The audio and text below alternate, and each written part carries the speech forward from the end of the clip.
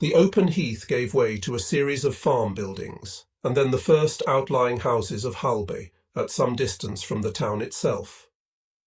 The capo's Panther was already moving between the farm units, and ahead of him I could make out one of the King Tigers which had spearheaded the breakout, its profile stark against the flames. All around, shells were detonating, knocking huge pieces out of the farmsteads and rocking us with their blast. In the swirling light, we almost collided with a Panzer IV, which was immobile beside a barn.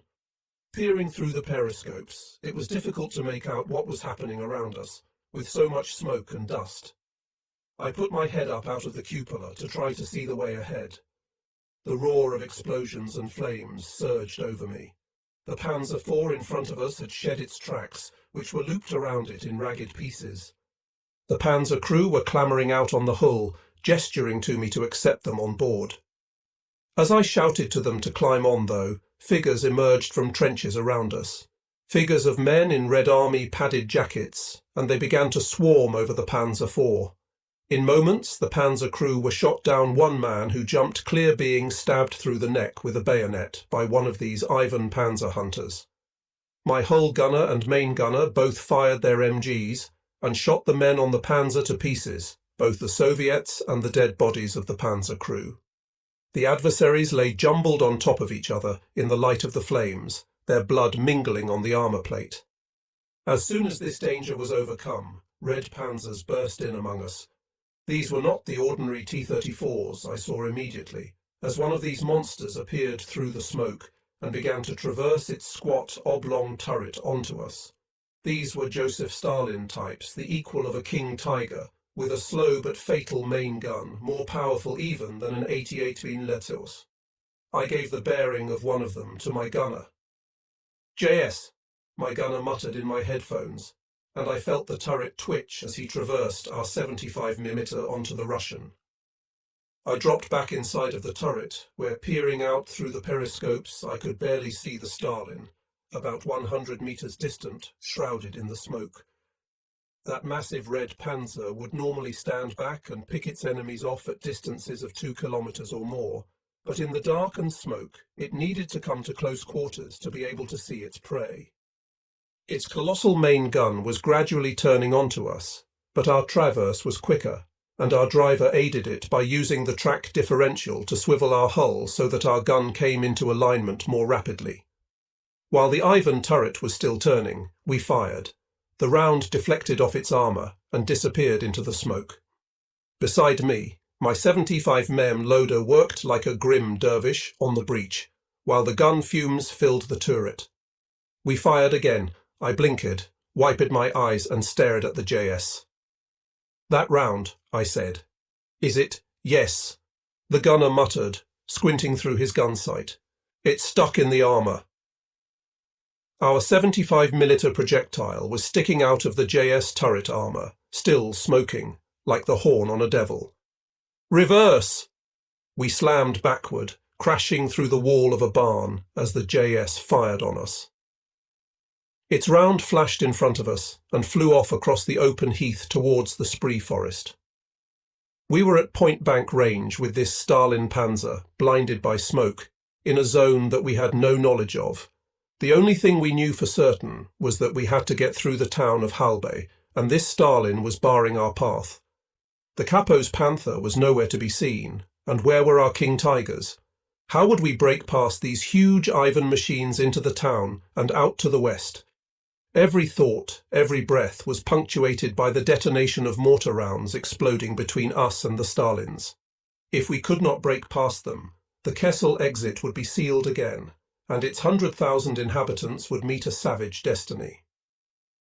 The Russian JS Panzer was notoriously slow to reload its huge gun, having, we believed, a two-part shell system in which the projectile and propellant were loaded separately, as on a battleship. In the time it took, my loader replenished our breech again, and I ordered my gunner to fire on the Stalin, which had shot at us, but to hit him in the running gear, not the hull or turret. It was a difficult shot, in the drifting smoke, with only the front of the Stalin's track visible as a target. We fired once, and the round deflected off the edge of the glacis by the track. We were reloaded and primed in seconds, and our second shot blew the right front track clean off the Stalin's drive wheel, making the machine rock on its axis. Before its crew could react, I ordered our driver to charge the Stalin and to veer around so that we were at its rear, where the armour plate was thinner over the engine. With mortar rounds bursting around us, we crashed out of the barn and over to the Stalin's right, then slowed and rotated around so that our gun was pointing at the red Panzer's back plate.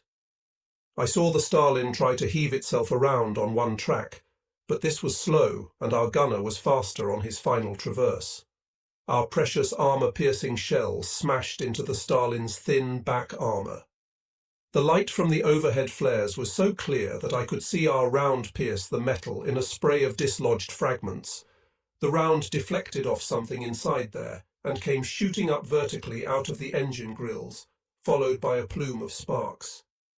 The grills flew apart, and a flash of flame lit up the whole Stalin, turning to oily smoke which coiled in tentacles around the vehicle as it shuddered and tried to move.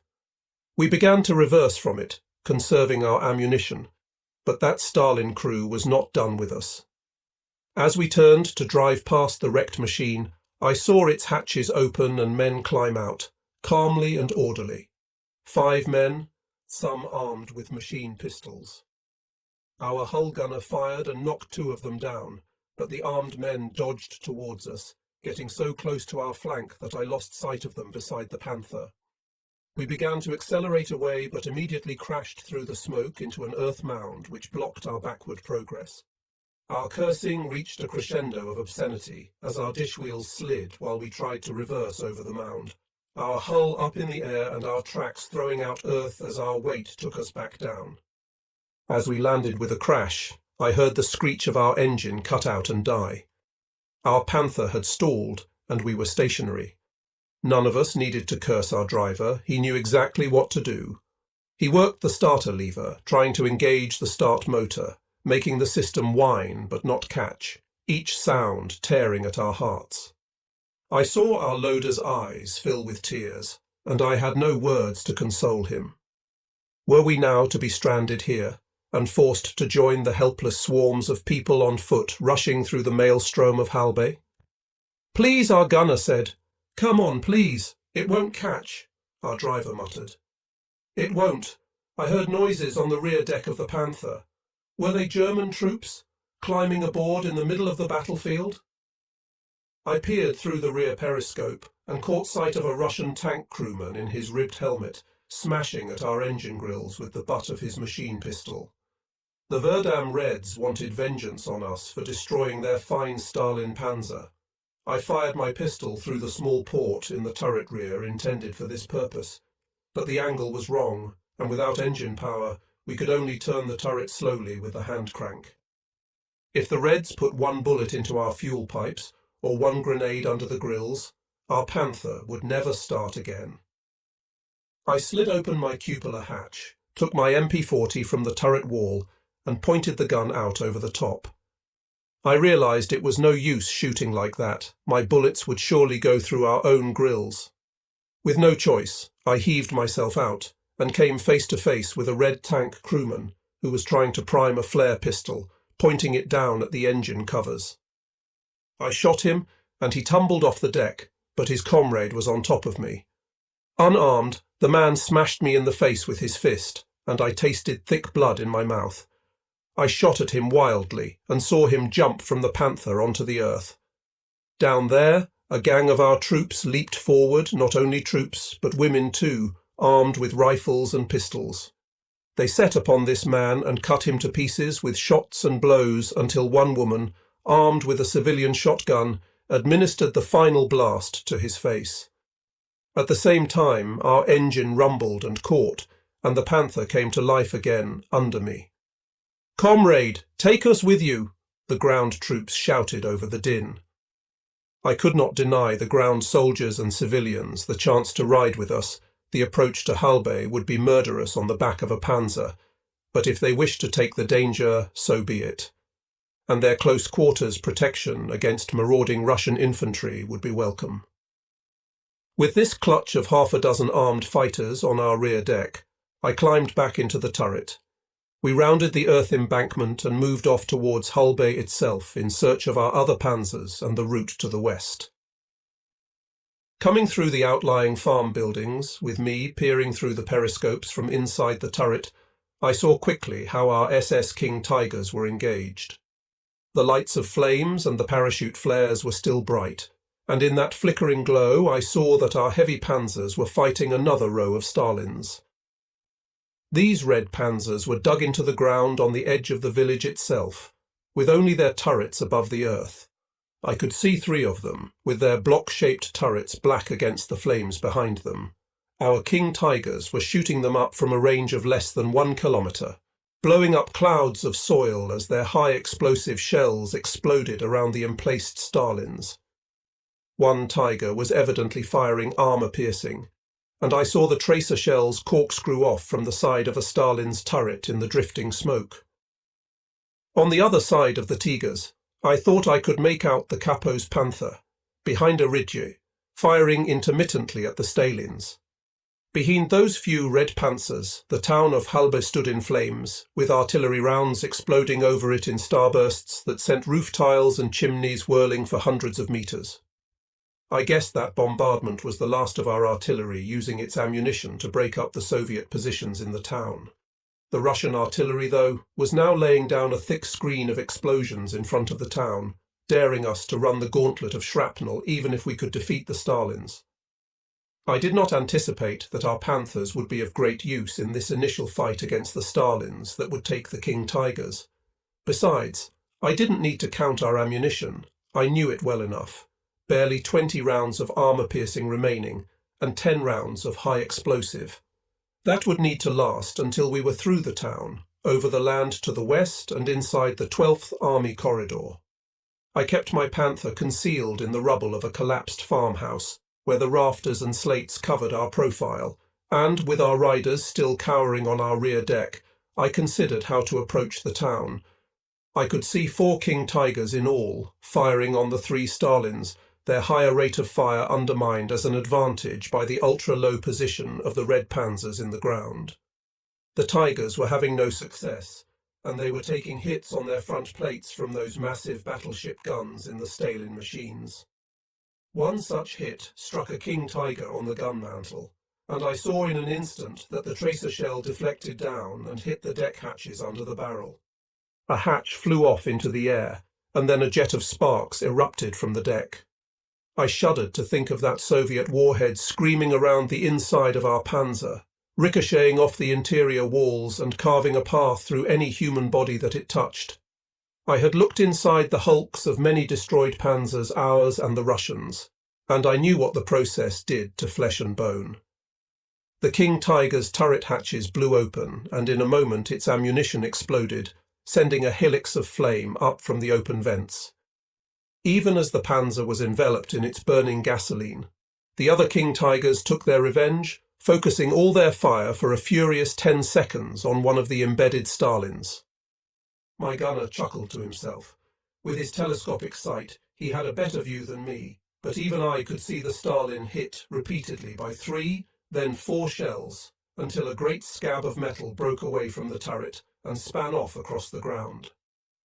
The broken shell of the turret exploded, throwing the crew members up into the air amid sparks and flames. They had scarcely fallen to earth before the King Tigers turned their fire to the second Stalin, which was hit immediately in the gun barrel where it joined the turret.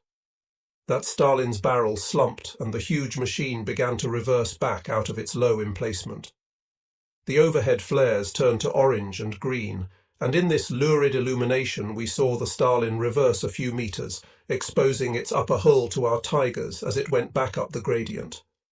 One 88mm round punctured the forward hull, and another ripped open the engine deck as it rose into the air. The Stalin slumped back down into its trench, with crewmen beginning to drag themselves out of the hatches, their clothing and helmets on fire. I thought the Tigers had finished with them, but one of the Waffen-SS gunners insisted on firing a high-explosive round, which exploded centrally on the Stalin. My gunner chuckled again. The red crewmen climbing out of the hatches were severed in half by the explosion. Their torsos blasted completely away, leaving only the stumps of their bodies jammed in the hatch openings, its escape routes blocked and its hull shot to pieces, the Stalin began to burn.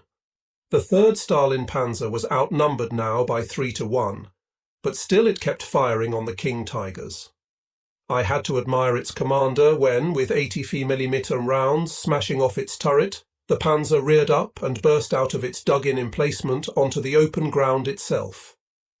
There was to be no retreat for this hero of the Soviet Union, even if nobody ever knew his name or his actions. He was going down defiantly, taking his machine and his crew with him. That was achieved in a few seconds, as the Stalin began to race towards the 3 King Tigers, clearly intent on ramming one of them. The Tigers shot his tracks off with high explosive, and, as the Stalin careered sideways across the heath, they stood silently and watched as the Red Panzer crashed into a crater, flipped over slowly, and came to rest upside down, its turret in the earth now and its wheels in the sky. Flames licked around it slowly, but the King Tigers were already moving towards it, then past it, and then their lumbering profiles moved into the outskirts of the town itself.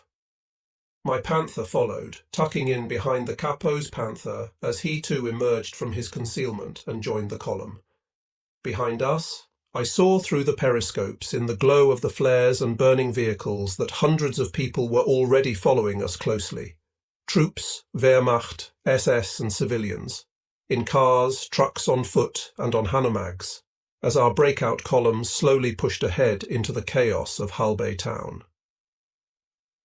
The battle at Halbe was once like 1,000 small towns dotted across Germany. Timbered houses, merchants' halls, a market square, a church, a simple railroad station. Its buildings had been the homes of well-to-do farmers and dealers, neat and square. On this late April night, it was illuminated by parachute flares, and by the flammes erupting from its tilled roofs and timber window shutters. I went up out of the cupola to see better and to guide my driver. The first thing that I saw, in the gardens of the houses on the outskirts, were the bodies of dead civilians strewn about everywhere, 20 or 30 people of all ages, who seemed to have been caught by shell fire. We passed these pale bodies, and followed the other panzers between the houses into the main street of the town. As we halted there, I took in the scene. Our King Tigers were positioned along the main street, their turrets level with the upper windows of the old buildings. The Capo's Panther was in front of me. From behind us, German troops and civilians were starting to stream through the gaps in the houses and emerge into this main street, huddling close to the panzers. Some troops, those who retained combat discipline and were armed, moved slowly along the building frontages, checking for signs of Red infantry. These men exchanged fire with Russians in the first houses, shooting through the windows and throwing in grenades to clear them out. Each shot and explosion made the civilians huddle closer to the panzers, and not only the civilians, many German troops were unarmed and simply following us as non-combatants, with no interest in sharing the fighting. These men, some walking wounded, but many able-bodied, let their comrades do the dangerous work, while they stayed back in the shadow of the panzers. Overhead, the drifting parachute flares began to burn themselves out, and no more were fired from beyond the town. This meant that the Reds knew we had captured the place, and they wanted to give us no advantage of light. The fighting in the houses took place in a renewed darkness, lit by flames and gun flashes, with men scrambling among the wreckage of the house fronts and doorways. I saw the German infantry drag the remaining Reds out by their collars and belts, throwing them onto the cobblestones and surrounding them. To save ammunition, they killed the prisoners with their rifle butts, boots, and with entrenching spades, clubbing and stabbing them to death. The civilians peered around the panzers to witness this killing. Old men, women, and children too. By the time this was done, this end of the street was littered with mangled red corpses, visible in the fires of the burning buildings. With the street secured, it was the stage to move on and through the town to the west.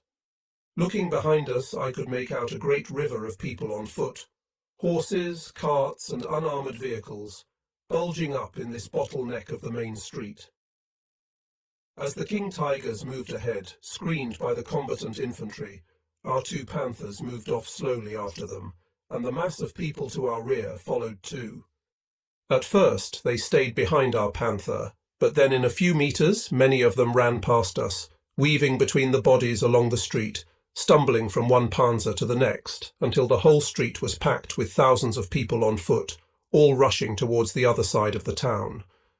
When this surge of people was at its height, and the street was a dense moving river of human heads, swirling forwards between the Panzers like islands in a flood. At this point, the Red artillery opened fire on the town.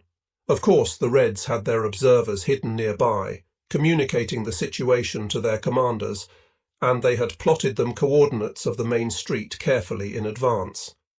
Even so, the bombardment that they unleashed on the street was merciless and devastating in its accuracy. The first shell exploded behind us, throwing a large number of people into the air and sending broken cobblestones whirling along the narrow transit like missiles. The shells burst in a calculated line going forward, from the rear of the column towards the front. The explosions ripped the tightly packed crowd apart, sending some bodies crashing against the house fronts and others through the shattered windows of the storefronts. I caught sight of a soldier and a civilian woman, blasted off their feet and blown into a shop, where they lay among the burning goods while the building caught fire around them. My driver shouted a question to me. "Shall I advance at speed, Herr Feldwebel, to reach the other end of the street?" I tried to see in front of us. The King Tigers were accelerating, and as they picked up speed to get away from the explosions, they struck and crushed many people on foot around them. Some bodies were thrown sideways, while others were dragged under the huge metal treads, or simply disappeared beneath the King Tiger's massive hull. At the same time, the artillery increased even more in intensity, with rounds bursting in the street and against the buildings every few seconds, both explosive rounds and incendiary rockets. At this point, the road in front of my Panther exploded in a spray of white fire, a light so intense that it hurt my eyes to look at it even through the periscopes. I recognized this as a magnesium or phosphorus shell, and I felt the heat surge over our Panzer as the fire grew. The burning chemical expanded in the air, creating huge spirals that grew to a height of several meters against the frontage of the house beside the street. The building began to burn as the white substance dripped like a molten waterfall down its surface. There were civilians in the building, and I saw some of them try to jump out through windows away from the fire, but the blazing chemical kept expanding and caught the people as they leapt. They fell, completely on fire, into the street, and the entire house began to collapse on top of them where they lay. In front of us was an armoured car, an 8-wheeled command vehicle, and this car reversed suddenly, away from the flames, hitting our front plate with a substantial impact. I heard the car rev and its wheels scream as they span on the cobbles, but my radio man called up to me that the vehicle's rear fender was jammed under our front plate. There was a flash from the car itself, and flames began to spread up its angular surface. Its crew began to jump from the upper hatches. It seemed that the armoured car's fuel tank was split and leaking, and the gasoline was pouring onto the street under our Panzer. Shells were bursting around us too, and the front of the burning building was collapsing into the street. I told my driver to take us forward, regardless of what was in front of us. We crushed the rear of the armoured car and bulldozed it aside. The Panther reared up into the air as we lurched over the rubble of the collapsed house, through the phosphorus flames and into the street beyond. Here, in the light of the flames, I could see some of our Volkssturm infantry, fighting with more Red soldiers who were firing from behind a wrecked T-34. We bulldozed the Red Panzer, pushing it aside and crushing some of the Russian infantry who were behind it. I saw that the survivors were set upon by our Volkssturm men, who knocked them down with carbine butts and even Panzerfausts, which they wielded as clubs. As the Reds were subdued, hundreds of people began to surge forward again along the street, making for the far end. Behind us, the bombardment continued in its ferocious intensity. I ordered the driver not to accelerate, as I could not bear the thought of crushed women and children under my tracks, however great the danger from the bombardment. As it was, the crowds were surging and scrambling away from the central part of the street, fighting each other to get into the smashed house fronts, into the side alleyways, or even under the trees that lined the edges of the boulevard, to find any shelter from the explosions. Those that made it to the edges cowered there, squeezed against each other and transfixed in confusion, while those still in the middle of the street charged madly towards the far end, where they knew the route to the west lay.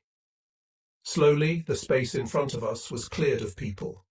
As the street emptied, we were able to pick up speed, and we travelled at about 20 kilometres per hour for a short distance, aiming for the western end, which was framed between two high houses. I was still up out of the turret, with masonry and shrapnel whipping around me, and a few of our complement of riders was still crouched on our engine deck, clinging frantically to the grills and equipment hooks. I thought that we were going to be successful and reach the western end, but without warning, one of the King Tigers appeared in front of us, actually reversing backwards between the final houses into the main street again, his exhausts flaring. He came to a halt, traversing his turret, and began firing with his barrel below horizontal at something in the space beyond the street, which we could not see around the corner of the houses. I had the feeling now that the Reds were playing with us, simply manoeuvring us around for their sport. They had allowed our column to enter and fill the narrow street, then started their bombardment just as our people were at their most exposed. Now they were blocking us off, sealing us into this death channel, with most of our heavy panzers already out somewhere beyond the edge of the town. Another artillery round exploded behind our Panther, and I heard screams from my rear deck as shrapnel cut into the people riding on our hull. Debris smashed off my cupola and hit me in the back, and I dropped down into the turret with stabs of pain shooting through my spine. I grabbed the 75mm gun breech for support, and the loader steadied me and unfastened my jacket to see the wound. Outside the Panther, metal was breaking in waves against our armour plate and making our machine rock like a boat. The pain in my back prevented me from thinking about the effect of the explosions on the people taking cover in the street. At times, as the loader probed my back injury, I could hear long screams from outside, in the brief intervals between the explosions and the King Tiger firing his gun. I think that I also heard people beating and pounding on our armour, trying to climb aboard or calling desperately for help. At one moment, the open hatch of the cupola was filled with the hysterical, screaming face of a woman, begging to come into the Panzer. I would have permitted her, but another shell exploded close to us, and she disappeared in a plume of smoke and debris. Halbe was being systematically destroyed, I realized, from one end to the other end, second by second. I grunted as my loader removed the second of 2 shell splinters from my back, and then splashed antiseptic on the wound. I shuddered in pain, but was still grateful that I was inside the Panther, and not outside in the raging maelstrom of the street. I gulped down an amphetamine tablet, and let the loader give me a short jab from a morphine capsule, enough to deaden the pain, but not enough to knock me out. I felt numb, wooden, and my limbs became distant from my body. I looked through the periscopes forward, and saw the King Tiger in front of us advancing slowly, surrounded by a mob of armed soldiers, civilians, and others. There was a Kubelwagen, jeep, beside the rear of the Panzer, and soldiers were fighting for space inside it, raining blows on each other.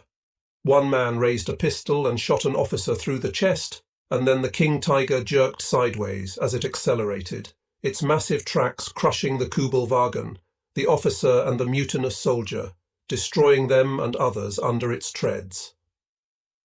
With explosions blowing slabs of masonry off the walls of the houses around us, and entire buildings collapsing in bursts of smoke, we advanced behind the King Tiger out of the main street, being forced to drive over the crushed Kubelwagen and its shattered human debris as we progressed.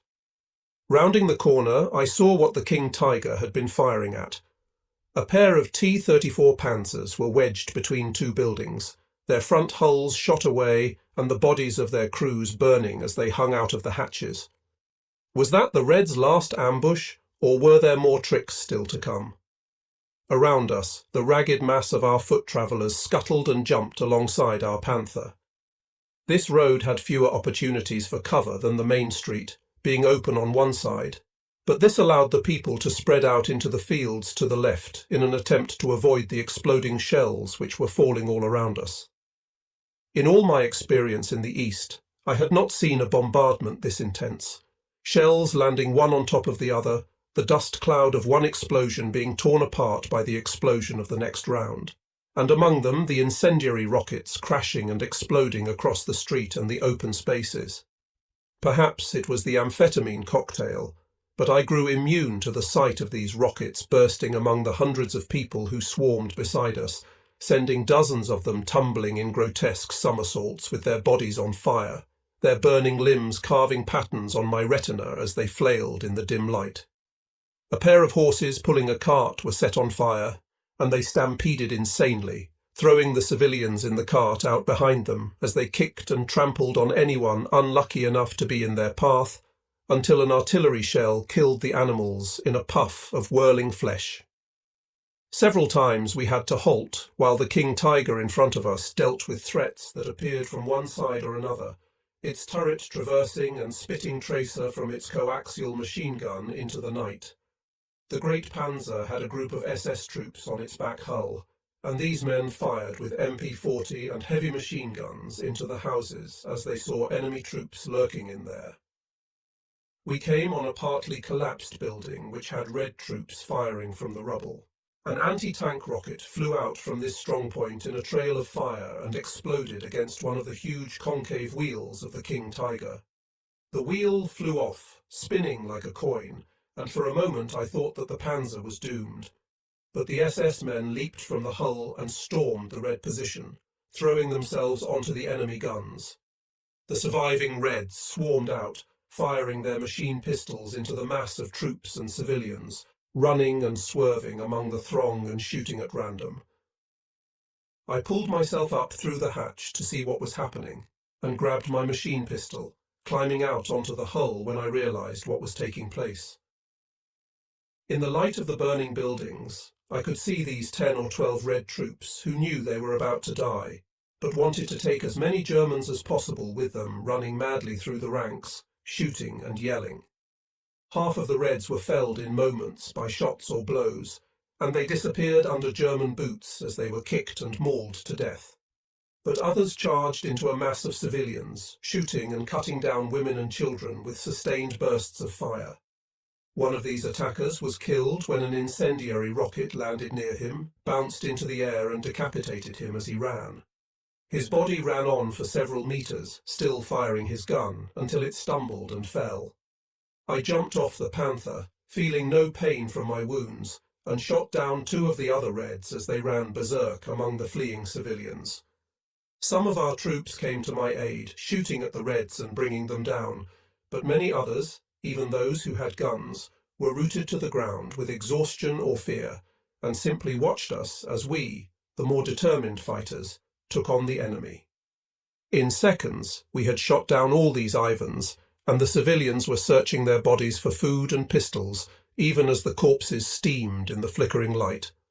I clambered back onto the Panther, my body still numb, my mind clouded. We drove on down this exit street for 50 meters, then 100 meters, away from the most intense area of bombardment.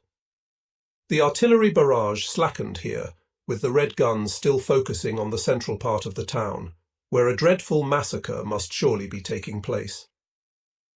Looking back to the central area, I could make out a mass of people, not hundreds, but many thousands of them crawling out from the street exit, dragging themselves away from the fire zone.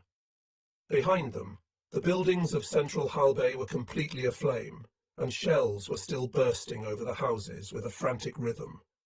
What was the fate of the thousands who were still trying to break through back there, through the rockets and shell bursts in between the collapsed houses?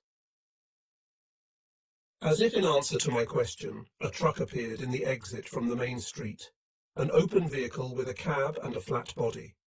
The body was loaded with troops and civilians, their bodies streaming with smoke and sparks. The truck was on fire, with flames erupting from its engine, and it careered out of control into the crowd in the open space, running down many people who were then left where they fell. The truck rolled to a halt, and the flames around it grew and began to roar. I saw that none of the people on its body tried to move, dismount, or climb off. Either too badly hurt, too terrified, or too uncaring of their fate, they remained piled on the truck while it exploded into flames, and the fire consumed them rapidly. I looked ahead again, towards the darkness at the end of this road, a shadowy space not illuminated by flares, fires, or explosions. Beside us, the survivors on foot herded forward, following the Panzers towards their hope of safety. We slowed to walking pace as I crouched on the turret top, communicating with my driver through the interphone, trying to make out what was ahead of us. I could not see the King Tigers, but I made out the exhausts of the Capo's Panther in the darkness, progressing slowly at an even pace. After several hundred meters, I noticed the people on the ground around us beginning to pick up speed, starting to run with their remaining energy towards the dark but silent area ahead. Motorcycles, trucks, and horses streamed past us, dim shapes in the gloom, these vehicles and carts swerving among the foot traffic, all of us racing for the way out of Halby. "It seems that we are through, sir," my gunner said in my earphones. "There is nothing beyond. It looks like the road going west." I grunted a response, partly in doubt, partly because the pain of my back wound was starting to lever into my senses. My back was cool and wet, and I touched it to find it slick with blood. Perhaps when we were finally through, when we were crossing the land beyond Halby, then I could find a medic and have the wounds dressed. "I really think we're through," my driver said from his position down in the front hull. "I can see a sign ahead. What does it say, sir?" I peered into the dark, my vision doubling as if I was drunk. There was a sign there, some kind of placard on a roadside tree, white with black letters, and as we approached, I saw that it was a hand-painted route marker. "All German traffic, progress right. The secure route is through the railroad station by order Reich Field Police." I told the driver to rotate right and to advance slowly towards the station. The mass of people around us swarmed together, reading the sign, shouting out in hopes of deliverance, believing they were almost out of the Kessel. After 100 meters, we passed a solitary German soldier in a clean, tidy uniform, a man who appeared well-fed and healthy. I was so accustomed to the sight of our ragged, patched-up infantry that I noted this immediately, even in the moonlight and in my drugged state. He directed us to the right, using a field police direction pointer, and he saluted professionally. I did not have time to note his insignia, and anyway, the light was getting too dim. Following his directions, we progressed right, and, in a few moments, I saw the iron footbridge of the railway station in front of us under the moon. More of these clean, professional German soldiers appeared beside the road, waving us forward and pointing to the station area. "We're through," my driver said. "See these field police fellows? They must have come up from the 12th Army Zone. We'll be linking up soon, sir, won't we?" "If they're the 12th Army, they're too far forward," my gunner said. "They should be 30 kilometers to the west." I nodded at his comment, looking at another of the field police in his smartly pressed uniform as he waved us on to the station zone. I suddenly shouted to my driver to halt, and the Panther ground to a stop in a swirl of dust and earth. The foot traffic did not halt, but surged around us, a multitude of troops, civilians and wheeled transports following the police directions to the station. Even the troops clinging to our rear deck jumped off, now that we were halted, and joined the crowd surging forward along the road. I looked down at the field policeman, his eyes invisible under the rim of his helmet and his uniform devoid of insignia. "What unit are you with?" I called to him, over the noise of explosions from the town and the tramping of the foot soldiers charging past towards the station. "Field Police, Herr Feldwebel," the man saluted. I climbed down from the Panther slowly, with pain rippling through my spine, and stood in front of him. The hundreds of foot soldiers and civilians charged around us, shouting encouragement to each other. "Which unit of field police?" I asked the man, over the heads of the people rushing between us.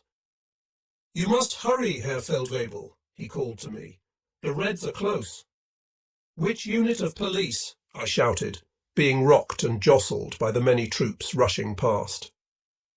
A civilian woman passed between us, dragging a child in each hand, children of 5 or 6 years, trailing their feet in exhaustion. "The rail station," she was saying. "We will be safer there." "Which unit are you with?" I shouted to the field police soldier. "Which unit?" He was gone.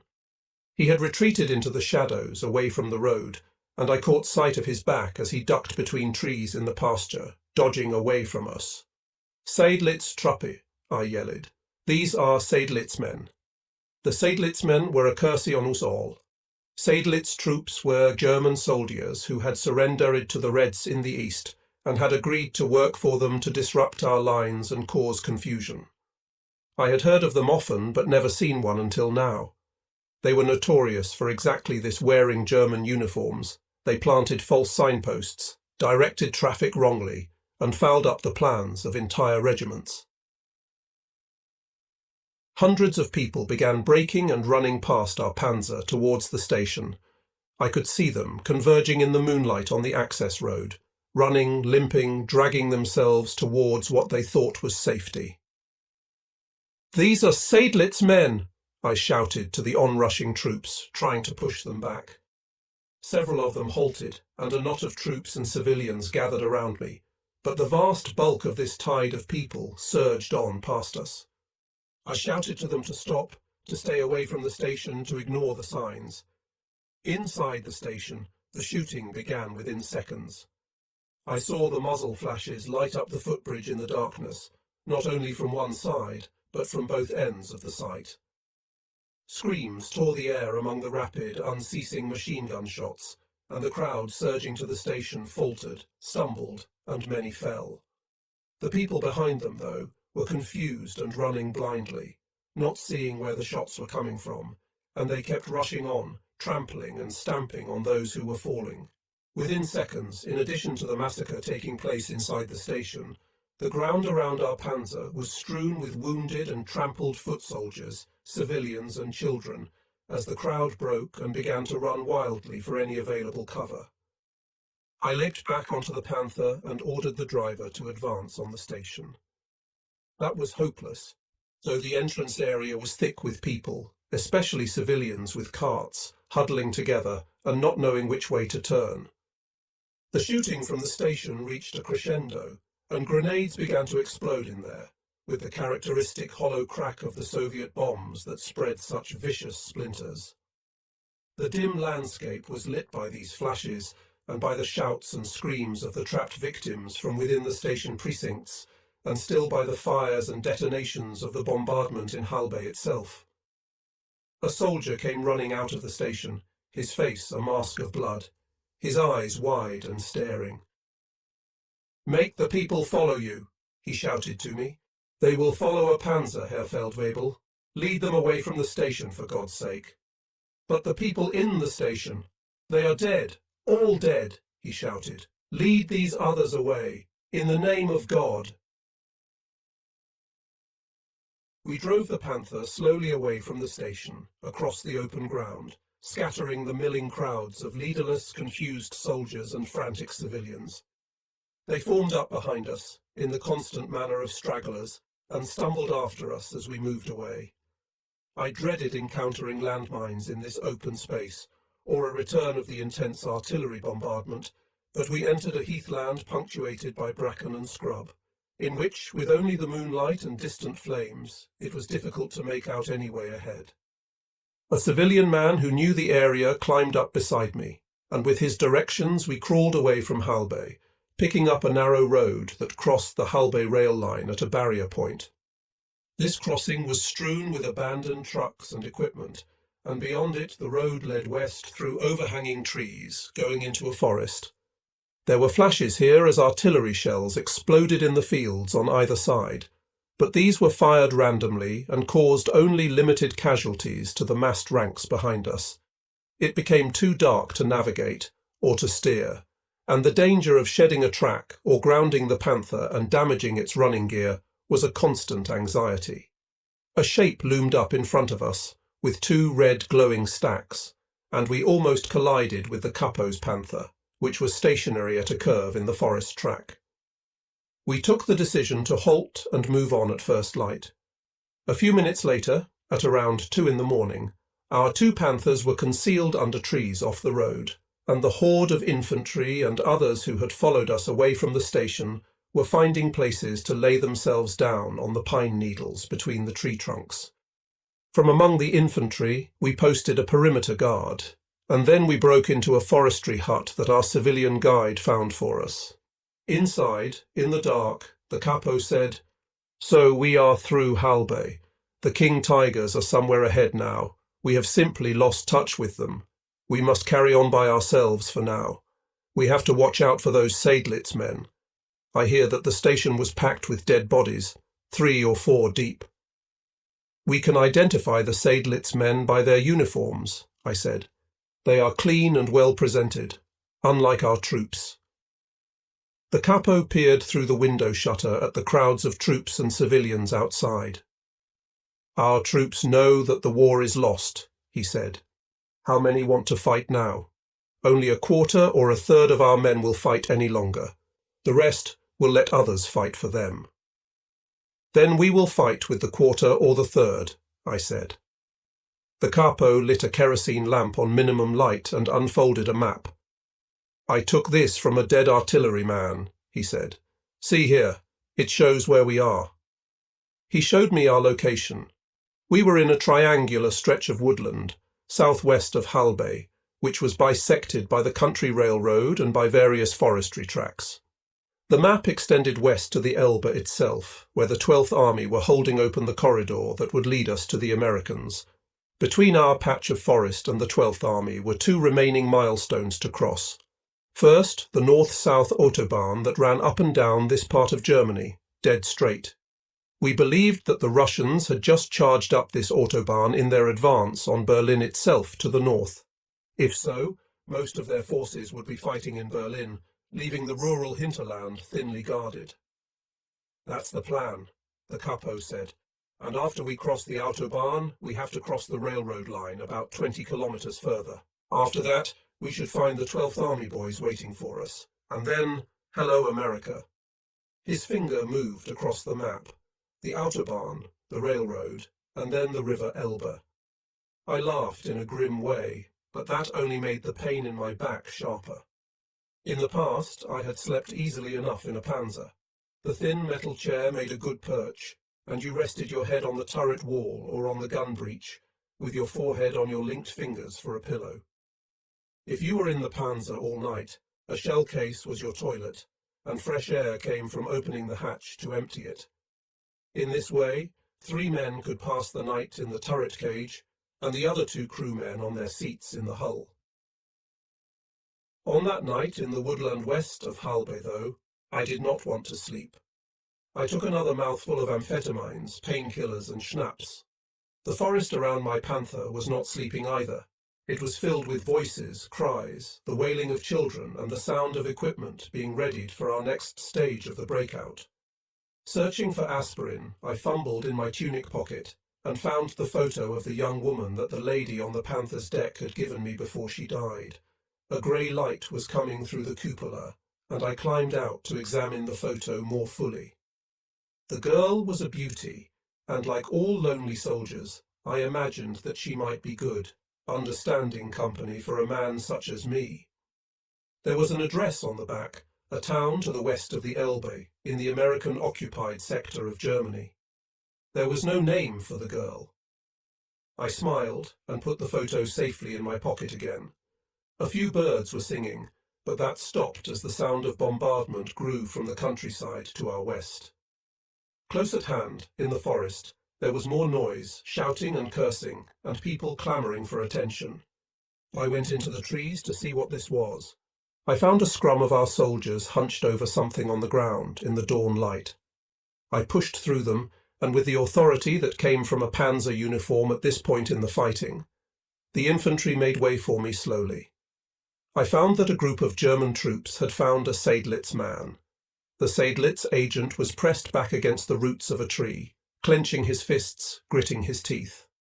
His field grey uniform had a German eagle but no swastika, and one of our men handed me an armband that had been in the Seydlitz man's pocket. In the service of the National Committee for a Free Germany. This was what the Seydlitz agents called their organization. Looking around, I realized that the small crowd did not only contain soldiers. Various German women were present, some of them armed, and also a handful of children and youths of about 10 years to maybe 15 years of age. One of the women stepped forward and threw a rope upward over the branch of the nearest tree. An aircraft flew overhead, then another 2 planes, so low that their slipstream shook the tree canopy. I heard their cannon firing into the forest to the east, and then the slow thump of exploding vehicles from somewhere over there. With this background, the Seydlitz man was hanged on the tree, his throat emitting a dreadful rattle, while the circle of troops, youths and women, watched. His jerking, kicking heels were seized by a German boy of 10 or 12 years, who swung and pulled on them to break the Seydlitz man's neck and silence the hideous sounds that were coming from his mouth. "It is not decent," I heard the boy say to his mother, as the hanged man's feet swung around silently in a circle above us. "Such sounds are not decent in a German forest.